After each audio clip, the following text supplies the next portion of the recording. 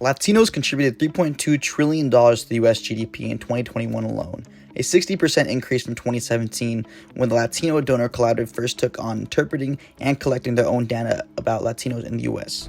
Welcome to the Latin Times, the news source for Latinos in the U.S. The Latino Donor Collaborative, known as the LDC, began tracking data about Latinos in 2017 to fight stereotypes with fact-based evidence, showing that Latinos drive growth in the U.S. economy, said Ana Valdez, the president and CEO of the LDC. The LDC started doing what they do because in 2012, they did some polls and found that 75% of Americans thought Latinos were takers. But in last year's poll, she said 67% of Americans thought Latinos were contributors. Despite this, Valdez said half of the people in last year's poll said that if Latinos were rich, most of them probably had ties to narcos. They thought of Latinos as poor, and people thought that 75% of Latinos were immigrants, which Valdez said is not true. These are the stereotypes that LDC wants to combat, Valdez said.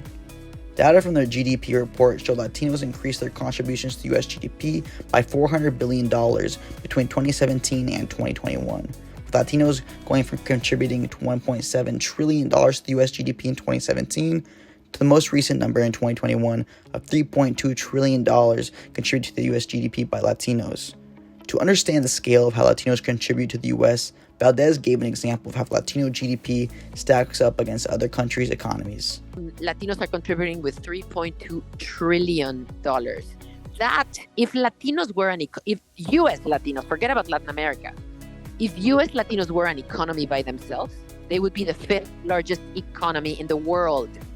Only the United States, which encompasses Latinos, China, Germany, and Japan would be bigger. If Latinos were an economy, they would be bigger than England, than Russia, than Canada, bigger than Brazil, bigger than any other country except those four countries.